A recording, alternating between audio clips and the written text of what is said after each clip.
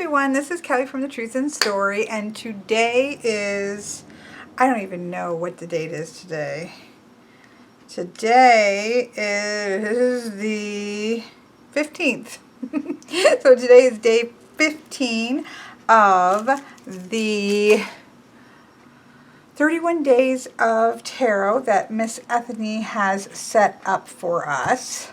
Sorry, I'm just rearranging my table because I did a couple readings, and so I have various and sundry things. I'm actually getting ready to do a year ahead spread for a client as well, which I have to say I absolutely love doing for people. It's so much fun. And so I'm just kind of moving some decks. My Bohemian Gothic Tarot and my Rackham Oracle right now are just staying on my table permanently because I just keep going and getting them. In fact, I actually did a client reading today, and I was like, oh, I really want to use the Bohemian Gothic, but if it's not somebody that will like that kind of thing. I was kind of like, I thought, you know what, I'm just going to give it a try, because if it doesn't feel right in the moment, when I go to lay the cards out, I'll just, I'll redo it. Pick a different deck. So I thought I'm just going to see what it does, because it was kind of a general question, so it would work. I thought it read so nurturing and supportive. I was really impressed with how beautifully it read. So, but of course the creepy demon didn't come up, that I actually now is my kind of BFF in the deck, but that didn't come up. So that would be a little bit harder. I feel like that would be a little bit of a harder thing, I think, to explain than the ones that came up, which were quite gorgeous. So, so we'll see if I continue to be able to feel comfortable to use it just in client readings. I don't know. I would like to be able to, because I really do love the deck. So let me move these. I have a whole, of course, because for the the year ahead spread, I have like a deck. Pretty much I've been a lot using, well, I've fluctuated some, but for other people I've been using, like the Wild Unknown has been sort of the year cards, both the one that's calculated and the drawn one. And then I've been using the Fountain Tarot kind of as the main one, although I also have, I think, used Tarot of the Hidden Realms. A couple other ones have popped out. And then my ones that I've used for the seasons have changed. They stay kind of primarily the same, but they also do shift a little. Like this one's shifted a little from what I have been doing. So that's been fun too, just that I love picking decks out. And then I kind of have a baggie of my miscellaneous corner stuff so that I can get, have it accessible quickly. And now I'm just rambling. Okay, I did want to point out at the get-go that I am planning on doing a live video tomorrow, which is the Saturday, it will be the 16th tomorrow, Saturday the 16th at 4 p.m. Eastern Standard Time. I was trying to get, Quilfin is in Germany, so I kind of, was using her time zone so that it wouldn't get too horribly late. I mean, it's still going to be late for her. I think that we figured it ended up being like 10 o'clock for her at night. I was trying to get midway, so it wasn't too early, but then it wasn't too late for people across the ocean. And so I'm going to try that time just to see. I'll be doing more of these. I did a test run, and that was pretty late at night, and quite a few people actually got on and were being very helpful for me to try to sort things out. I did a little bit of looking around, because it was kind of hard for me to see because the video is a little bit delayed, and so I can see myself on the thing that records and sends it to YouTube, or I can watch it on YouTube and be able to see, but then it was really weird because I was seeing myself delayed. But I found out that YouTube, I can actually pop the chat box out of YouTube and then kind of keep an eye on my regular camera. I think that might work better. I don't know. We're going to try that out tomorrow.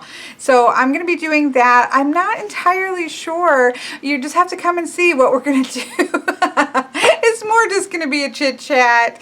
I'll probably pull some cards. Maybe people can, I'll probably have people be able to answer, maybe ask a couple questions or whatever. Maybe pull some cards, do some just kind of quick readings.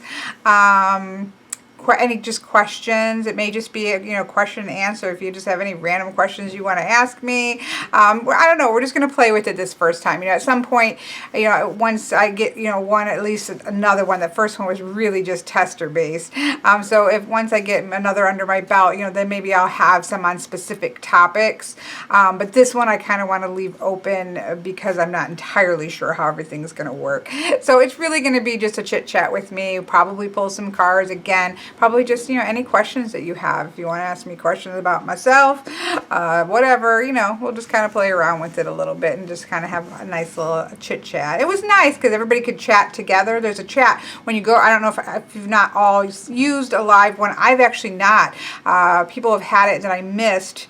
But there's actually like a chat room that opens up, and so people could actually talk to each other too. So it was actually a lot of fun just to see the interactions with other people, as well as then the questions and stuff like that. So we're just going to give it a try and see. I've been wanting to do Periscope, but to be honest, Periscope is so hit or miss for me. It seems like a lot of times, people are just repeatedly trying to get it started and it doesn't start, it doesn't stay started, it hangs up. It just has, from my perspective as a viewer, it hasn't to me been the best worked that great, and I have pretty good Wi-Fi internet, so I don't know exactly what it is, but so I'm going to try this way because I have wanted to have a little bit of that live aspect, but I'm not 100% sold on Periscope yet. I may, not saying I won't ever do it, but right now we're going to try this one. So that's tomorrow, Saturday, September. I don't know where that came from. January 16th at 4 p.m. Eastern Standard Time. And it will show up in your feeds. Popped up in people's feeds. It will pop up on Twitter if you follow me on Twitter. I will make a mention of it on Instagram and my Facebook like a half hour or so before, I don't know, sometime before. I will try to put a thing up to remind people. But otherwise, you just have to remember. So that was one main thing I wanted to say. Let's see. Let's do the question of the day. The question of the day is, why do you usually use the tarot? And then it gives like some examples: self-reflection, guidance, advice, recreation, communing with the spirits or the dead, communication with deity or other. Which is an interesting question. I would say that I use it for a variety of ways. For me, self-reflection would obviously be for personal spreads. Like when I read for myself, there's a lot of self-reflection. A lot for me is about, for when I'm reading for myself, a lot of it is just about getting in touch with my subconscious and kind of getting those answers that I know are there, but for whatever reason, I'm not accessing them up here on the mental plane, and I need to kind of pull those out. I also believe firmly in sort of the connectivity of everybody in the collective, the idea of the collective unconscious. And so that when I believe using tarot, using oracle that have archetypal symbols that resonate deeply, you really get in touch with not only your unconscious, but the collective unconscious of now and, time past. I have a pretty strong belief in this collective unconscious aspect. And so I do believe you're tapping into that a lot. I wouldn't say that I don't ever use tarot for divination. Somebody at one point explained, well, I guess I don't generally, somebody once did, and I need to look this all up and maybe do a video directly on that, but the word divination is actually, I want to say, and I'm probably going to get this wrong, so I shouldn't even say it, but one of those words is more in the act of asking questions of the divine. It makes sense that it would be divination just because of the divine. Sort of going to something that is above you, going to the divine for answers. So in that sense, I don't use it in terms of accessing the divine or kind of trying to get input from the divine or my sense of deity. I don't use that to connect that way. Fortune telling is like, I guess, more in terms of looking forward. I do have some aspect of that. I mean, I know that's kind of a dirty word. In some tarot circles, it seems to kind of have that connotations of, so I wouldn't say that there is no fortune telling aspect whatsoever in my readings, because we do have possible outcomes. We do have, or I do have, I should say, we should do, I do use spreads that, especially Lenormand. Lenormand is a tricky little young lady because she likes to do fortune telling. And so I have to really watch myself with Lenormand style decks, because they definitely have a lot more to say about the way things are going, I think, in some ways than tarot does. But I do think that I like the idea of almost projection or forecasting, because I do think that we can take a snapshot of how things are now, and that points into the way that things are going. I don't believe in a set future, so I don't believe in fortune telling just in terms of I'm going to look ahead and say, okay, well, in 2 years you're going to find so-and-so, and Leva, you're going to get the job of your dreams, or this is going to happen, or this is going to happen. I don't personally believe the future is set, and so I could never read that way, because it goes against how my mind works, so it's not going to work for me in that way. So whether or not you believe differently, it's going to work differently for you. I don't believe in a fixed future, and so but I do believe in looking ahead, because I think that when we look at where the path is going, if all things stay the same, or if you have a card that says, if I make this change, what's the possible outcome? If I do this change. So here's kind of what's going on. I think nobody here had a great video on a 4-card spread where she kind of built off of a 3-card, but added that sort of, instead of just past, present, and future, it was like kind of past that impacts now, and then you have that sort of, well, if I make the suggested change, what's the possible outcome? That's the kind of thing that I feel like for me, all tarot spreads kind of work in that way. I really like to touchstone the past, because it is where now is coming from, the past as regards to the situation at hand, and then we kind of look forward that if we make certain changes, or if we go in certain directions, this is the possible outcome. This is the direction you're going. And the idea for me is, if you like what you see going forward, the direction things are shifting in, then you, as the person I'm reading for, or myself, needs to continue to make choices and decisions to lead, continue on that path. If we're looking at possible outcomes and we're saying, "Ooh, I don't like the look of this. I don't like where this is going," well, then it's on you, as the person I'm reading for, or myself, to make choices and decisions that take yourself in another direction. So I guess that's the key for me, is I do believe in sort of forward looking, but not in the sense that it takes power away from the person that I'm reading for. Because everything that I do personally for tarot is about helping myself, or helping the person I'm reading for, to see a situation as clearly as possible, to work through a situation so that they can make decisions and choices to move themselves in the direction that they want their future to go in. So in that sense, like, I don't like to say that I don't look at the future whatsoever, because that's not true. I do, but it's more of a forecast, or it's more of a okay, this is the way this is sweeping. This is kind of going in this direction. I personally love to see more like, what are the energies surrounding a situation right now, touching on the past to kind of ground where are we at, how did we get here, and touching on the future that kind of says, okay, this is kind of where things are going. What do we need to do to get this in line with where you want to go? So hopefully that is rambling makes sense, kind of how I see things. So yes, self-reflection, yes, guidance, yes, advice. Recreation, not so much. I mean, yes, when I get a new deck, I'm like, okay, I want to play with these decks. But I'm still doing readings for a specific reason. So I don't generally ever do it just for fun, like it's a magic show or something like that. So I wouldn't say so much. I have not communed with spirits or the dead with it. I do believe in the spiritual. I do believe in things that are outside of our physical realm that we can't see. I have done at full moon, maybe it was the big supermoon. I can't remember, or maybe it was at Samhain. Around Samhain, I did do, just like, beyond the veil, like if there were any messages coming from beyond the veil. I don't do that very often. I do really, found I got some very, very powerful readings from that, but it's not something I do lightly, and it's not something that I do very often. But I never have, like, directly tried to contact anybody with tarot cards, no. Communication with deity, I don't. I do have a sense of the divine. It's not something I guess I'm going to go into in this video. It's a big topic. I do have a sense of the divine, but I don't use tarot to directly connect to a divinity. Like, I don't have a particular goddess or god that I work with and I use tarot to connect with directly. No.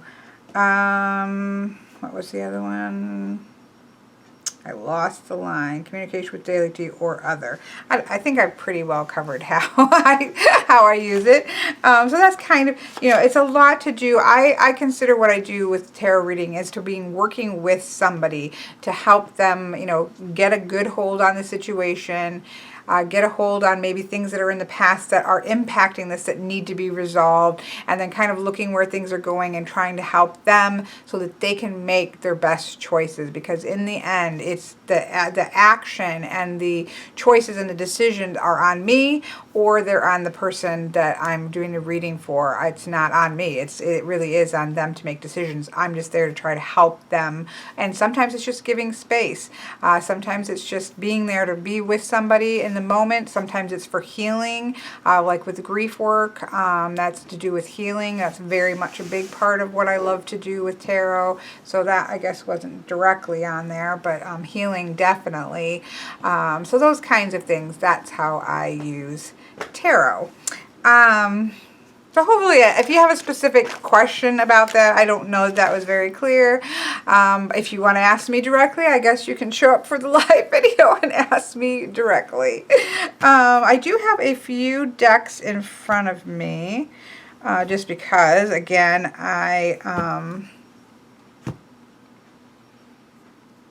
well, let's use the Gaia Oracle. No, I'm going to use the Mermaid Oracle. I have not done a walkthrough of this yet, because I've had other decks to do. I did do the, one of the Jasmine Beckett Griffiths. I have a lot of those decks from that box from Boho's Purging, and then I had the 2 new decks. So I'm going to get to them all. They are all on a docket, but I haven't got to this one yet. So I haven't done a review of this or really looked at this very much. Although I will say that I have pulled it out for a couple affirmations at the end of readings, and it's read beautifully. I've had some beautiful readings from it. So we're going to go ahead and just see what we have from the mermaids today. And here we have Falling in Love. Love is in the air. There we have Kissing the Divine in Another or in Yourself. Kissing the Divine.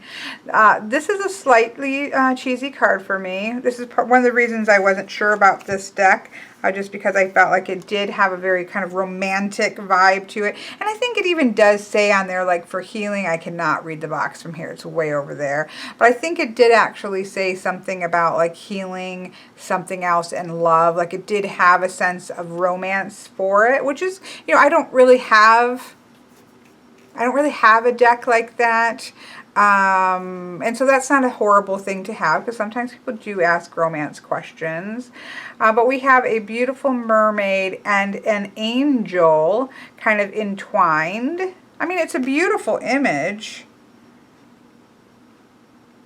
And, there's that feeling of, I love that the sun is, breaking through the clouds.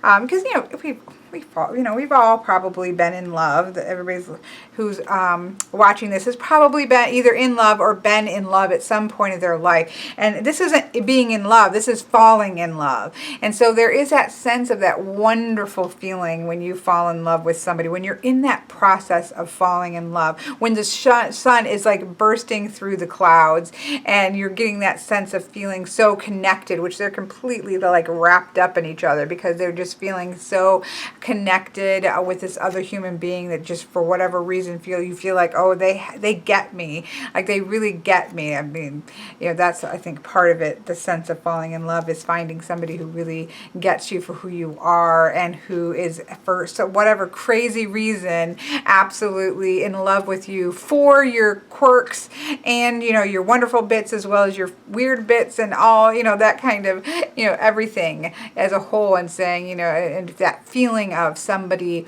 accepting you fully. So for me, that's key in falling in love, is that idea of being accepted by somebody for who you, and even loved by somebody for the whole part and parcel of you. There's that beautiful sense. And so that's kind of what the energy I get. And I love how it says, you just can be for yourself, because there is that sense of embracing yourself fully. Like, how do we expect somebody else to fall in love with us in all of our bits and all of our, shadows and lights and weirdness factors and wonderful factors and annoying factors? Like, how do we expect somebody else to embrace that when we don't embrace that either?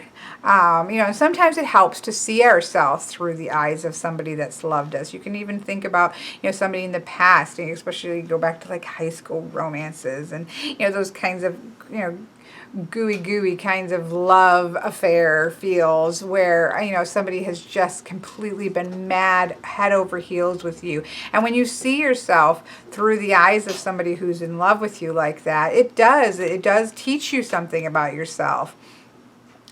But the point, I think, of this card beyond just love is that's kind of starts at home, so to speak. That idea, and it doesn't matter whether we're in a relationship now, or we're not in a relationship, whether we're looking for one, or whether we're not looking for one. No, that doesn't matter, I think, in terms of this card.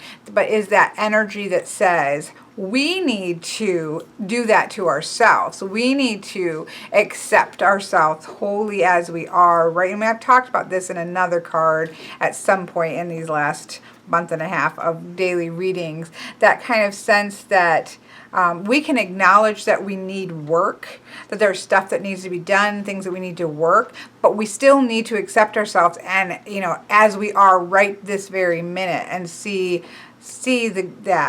ourselves as this whole person that is worthy of being loved, that's worthy of being accepted, that's worthy of taking up space in the world. And so I think that kind of energy starts with ourselves, because I think when we exude that only amplifies the attraction from other, but not just talking about romantic attraction, but just in general, our interactions with other people, that is impacted when we have that sense of not arrogance, but that sense of comfortability that says, yeah, I'm a little messed up. Yeah, I'm a little goofy. Yes. Am I a dork? Yes, I'm a dork, but I kind of like who I am. I'm kind of okay with that. I got some rough edges I need to work on, but you're kind of going forth and putting that energy out into the world of this sunbeams and smiling at people, meeting each other, people's eyes. That kind of energy, when we put that out, that kind of stuff comes back to us.